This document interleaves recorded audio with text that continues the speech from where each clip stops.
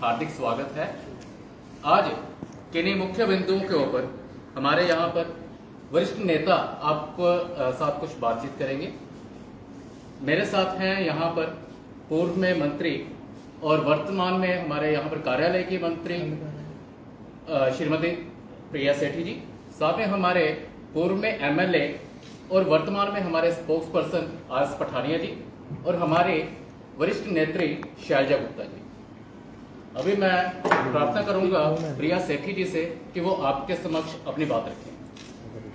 देखिए, भारतीय राजनीति में खासकर लोकतांत्रिक व्यवस्था के अंदर मतदाता एक बहुत महत्वपूर्ण भूमिका निभाता है और जिस तरह से पूरे देश के अंदर आपके जो वोटर लिस्ट हैं उसके ऊपर जो एक संज्ञान लिया जा रहा है और उसके ऊपर 25 और 26 तारीख को भारतीय जनता पार्टी पूरे राष्ट्रीय व्यापी जो एक अभियान जो ले रही है, जिसके अंदर हमारे कार्यकर्ता जो ये हमारी वोटर लिस्ट बनी है, जो इलेक्शन कमीशन ऑफ इंडिया ने वोटर लिस्ट को जारी किया है, उसके माध्यम से हर एक वोटर तक जाएंगे।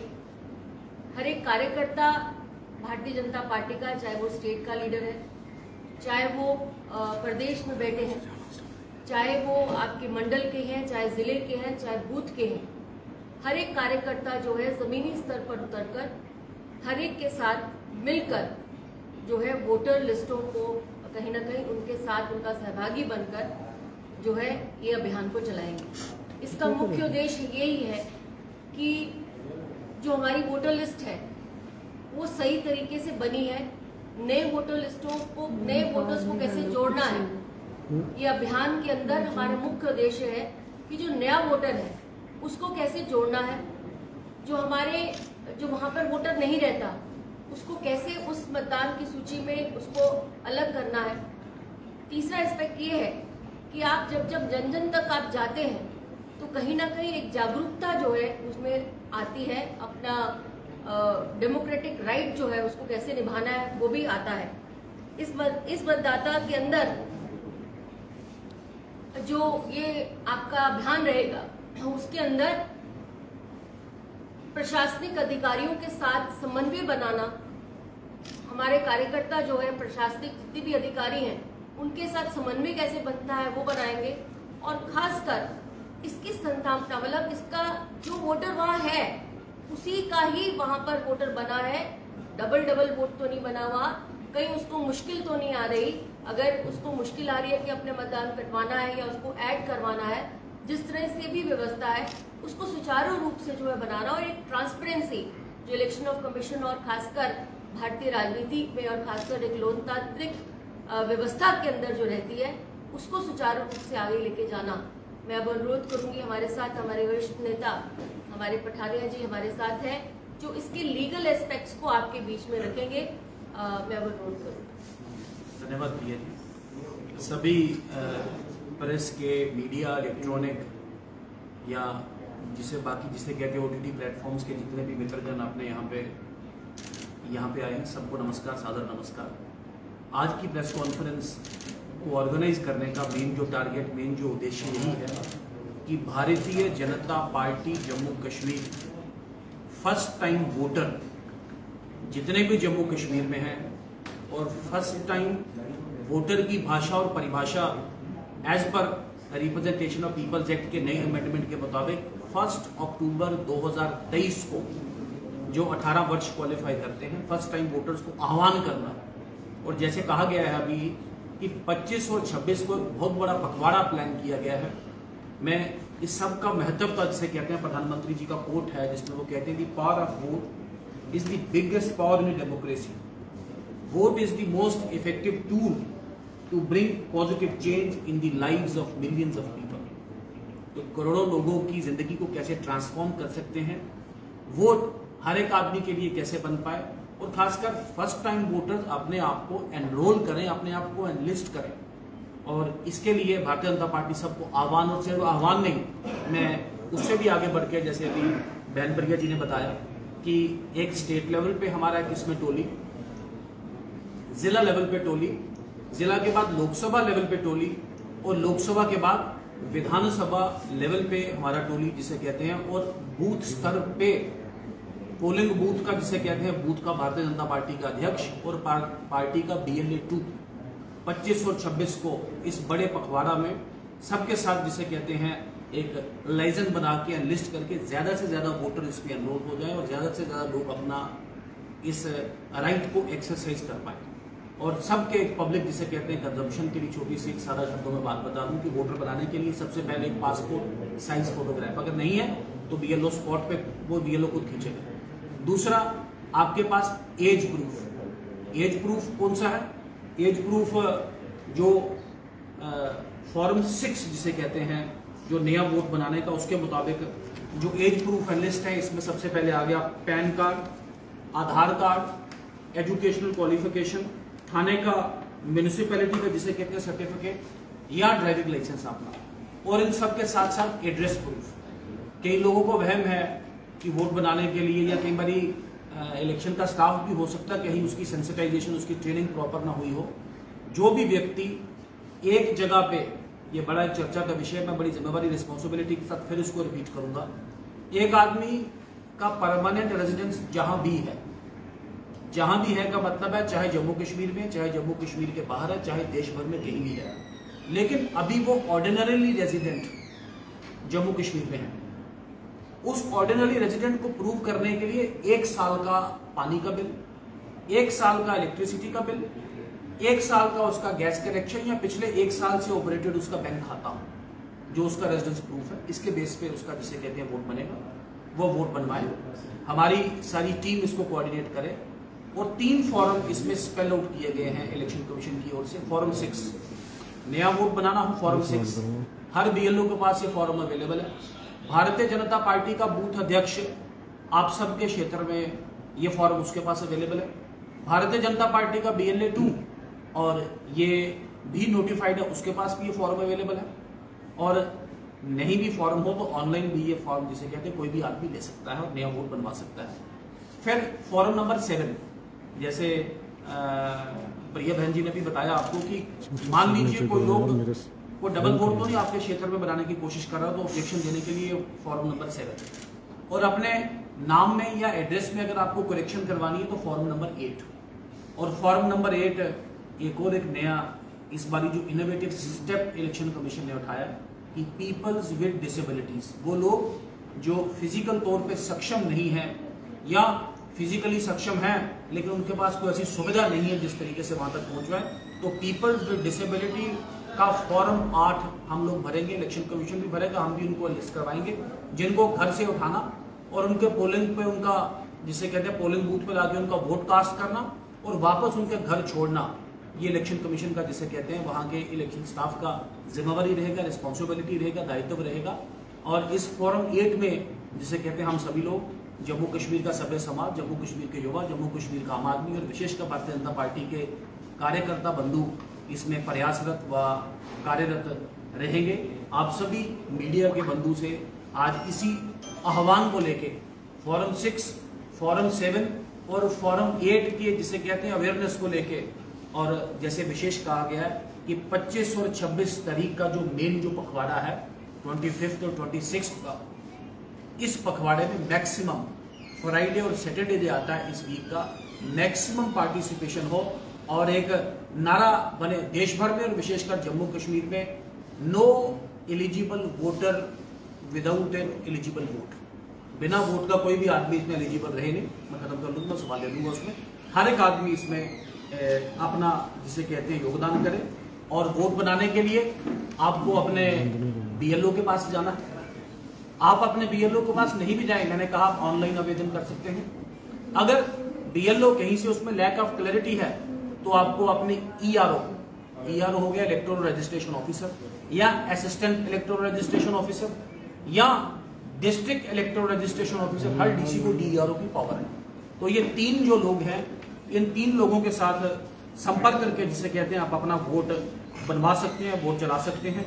ये एक पब्लिक कंजम्पशन में मेन जिसे कहते हैं ये जो विषय आज का हम लाना चाहते हैं, और विशेषकर सबके ध्यान में ले जाए कि सबसे पहले तो इसमें वोट तो बाद की बात है, लेकिन सबसे पहले कहते हैं कि वोट के लिए सेंसिटाइजेशन तैयारी करना और डेमोक्रेसी को मजबूत करना। मैंने प्रधानमंत्री जी का कोट भी पढ़ा अभी आप सबके सामने, तो ये हम सब की मॉरल, एथिकल, पॉलिटिकल और बल्कि सामाजिक रिस्पॉन्सिबिलिटी भी है।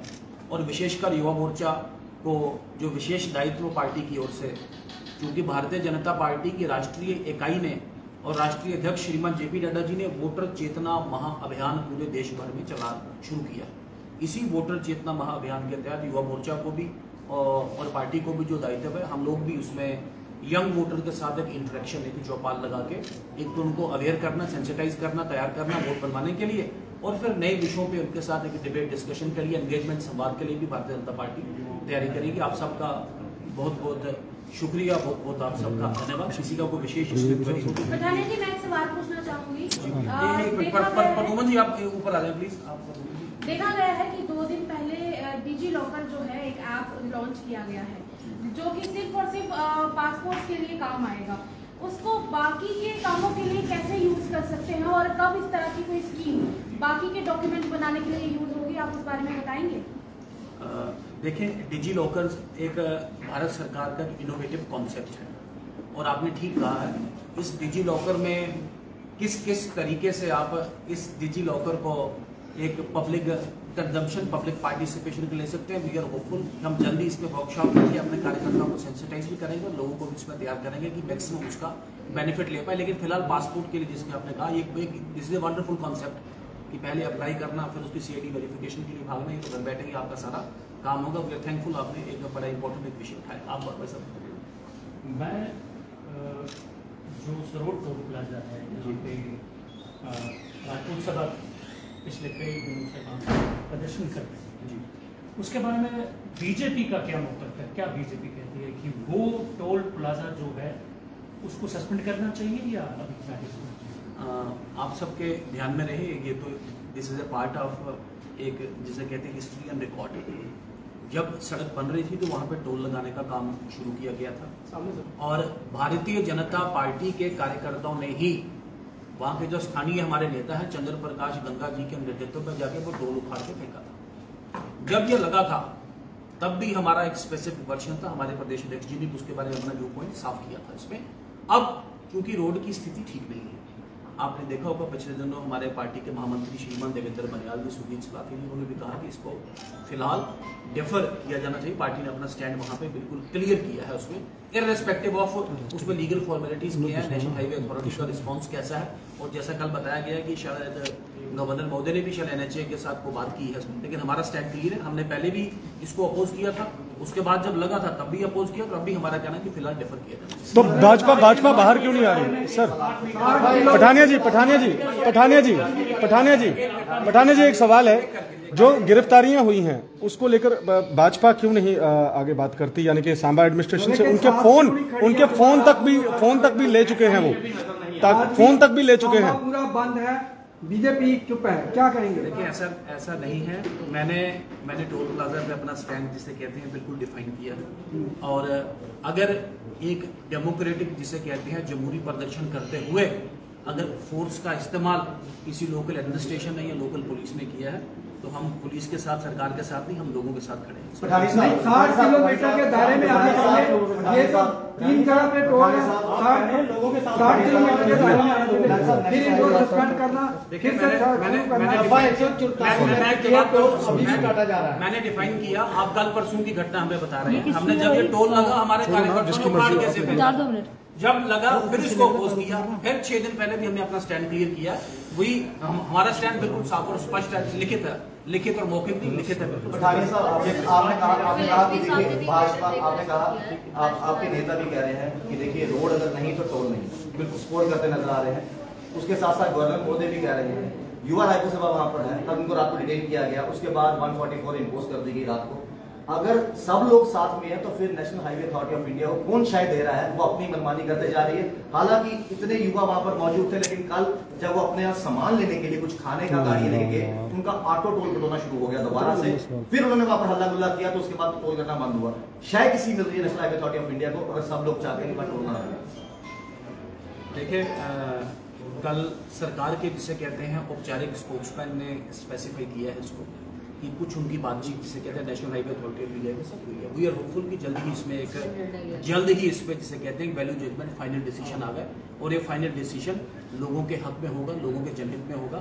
और भारतीय जनता पार्टी ने जैसे मैंने कहा आज नहीं हमने तो तब उखाड़ के फेंका था उसमें, तो जब तक रोड क्वालिटी रोड नहीं तब तक रोड का सवाल पैदा नहीं होता। हमने कल भी कहा अगर तब आपने उखाड़ा था सर, तब भारतीय जनता पार्टी के वरिष्ठ नेता चंद्रप्रकाश गंगा जी ने वो टोल को लेकर काफी ज्यादा विवाद हुआ था, उस समय उखाड़ा था। तो आज भारतीय जनता पार्टी के जितने भी कार्यकर्ता है क्यों नहीं जाकर आज उखाड़ ही देते उसको? देखिए ऐसा नहीं है कि क्या मजबूरी है? देखिए कोई मजबूरी नहीं है, एब्सोल्यूटली कोई मजबूरी नहीं। भारतीय जनता पार्टी ने अपना स्टैंड क्लियर किया है। एक चीज इसी के साथ जोड़ना चाहूंगा, हिमाचल में टोल लगा था, वहां के डीसी ने उस टोल को हटा दिया।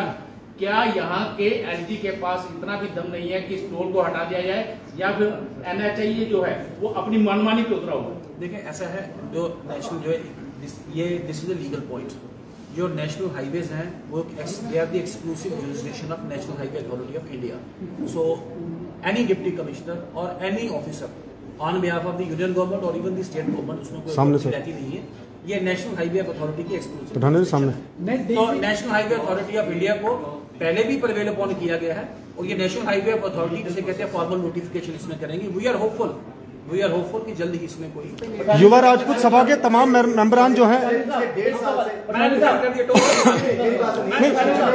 सर आखिरी सवाल है, युवा राजपूत सभा को जब डिटेन किया गया उसके बाद तुरंत ही सुबह की बात करें तो आज वहां पर फिर से टोल कटना शुरू हो चुका है। देखिए अभी एक ईमानदारी से बात करें, कैमरा के सामने ही करें, अभी टेक्निकली टोल विड्रॉ होने का कोई नोटिफिकेशन तो हुआ नहीं है, ठीक है ना।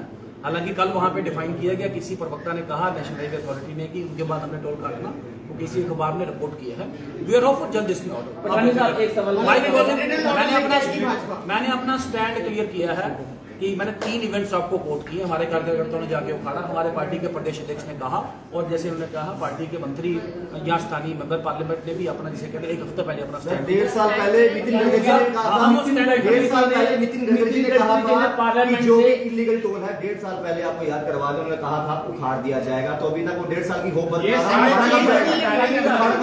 एक सवाल का नितिन गडकरी ने पार्लियामेंट से कहा था कि अगर 7 किलोमीटर के अंदर 2 टोल आते हैं तो 3 महीने के अंदर वो टोल जो हटा दिया जाए। आज 1.5 साल हो गया, 1.5 साल से ज्यादा हो चुका है। सड़क तो छोड़ दीजिए, लेकिन 60 किलोमीटर के अंदर 2 टोल प्लाजा, एक स्लो टोल प्लाजा, दूसरा बन टोल प्लाजा। 40 किलोमीटर का सफर है, लेकिन 60 किलोमीटर के अंदर 2 टोल प्लाजा है, वो पूरी तरह इलीगल है। देखिए फिलहाल मैंने डिफाइन किया मैंने डिफाइन किया है कि जब तक एक क्वालिटी सड़क की टोल का कोई सवाल नहीं होता, और हमारा स्टैंड साफ और स्पष्ट है इसमें। वी आर फॉर कि मैंने पहले कहा कि जब लगा नहीं तब हमने उखाड़ा था, तो वी आर फॉर ये टोल जाना चाहिए। हमने अपना स्टैंड आज नहीं किया, 3 दिन पहले प्रेस कॉन्फ्रेंस करके कहा। आज भी तो आपने कहा कि देखिए अब हम नई चीजें ला रहे हैं, इनोवेटिव आइडियाज ला रहे हैं कि हर एक व्यक्ति तक जो है हम पहुंच पाए और वोट डाल पाए। आपको लगता है कि तैयारियां हर एक पॉलिटिकल पार्टी करती है अपने अपने तरीके से, कोशिशें करती है, जमीनी स्तर पर ये चीजें संभव हो पाएंगी? आज तो आपने प्रेस वार्ता कर दी, अपने युवाओं को लगा दिया कि आप ऐसे कीजिए, जमीनी स्तर पे वो चीजें मिलती नहीं है। आपने पूरा प्रेस कॉन्फ्रेंस मेरा सुना नहीं। मैंने कहा सिर्फ आह्वान नहीं है, भारतीय जनता पार्टी की स्टेट में टोली, जिला की टोली, विधानसभा की टोली, लोकसभा की टोली, और 25 और 26 को हर पोलिंग बूथ पे पार्टी का हर बूथ का अध्यक्ष और BLA2 2 अधिकारी आपको अपने बूथ लेवल पे मिलेंगे। हर बूथ पे जिन लोगों को मोटिवेट करके लोगों के फॉर्म भरवाएंगे और लोगों के वोट बनवाएंगे। Jammu Kashmir no eligible voter without ए वोट, ये आज का जिसे कहते हैं थीम है, आज का जिसे कहते हैं। क्या भाजपा युवा राजपूत सभा के समर्थन में है या नहीं? बस देखिए मैंने कहा है, युवा राजपूत सभा एक सामाजिक संगठन है और वो लोगों के वेलफेयर के जिसे कहते हैं विषय लेते हैं। We are a political party, लेकिन जो उनका जिस विषय को लेके वो जिसे कहते हैं कल ही उन्होंने अपना एक बहुत बड़ा प्रदर्शन किया, मैंने उसके बारे में डिटेल्ड पार्टी का स्टैंड बताया। मैं गुजारिश करूंगा अगर वोटर का रिलेटेड कोई क्वेरी हो मीडिया पर्सन से। पार्टी हमेशा अपना स्टैंड जो है वो क्लियर रखती है, और जैसे पठानिया जी ने कहा है कि हम लोगों के हितों की बात करते हैं और लोगों के साथ खड़े हुए नजर आते हैं हर संभव। Thank you.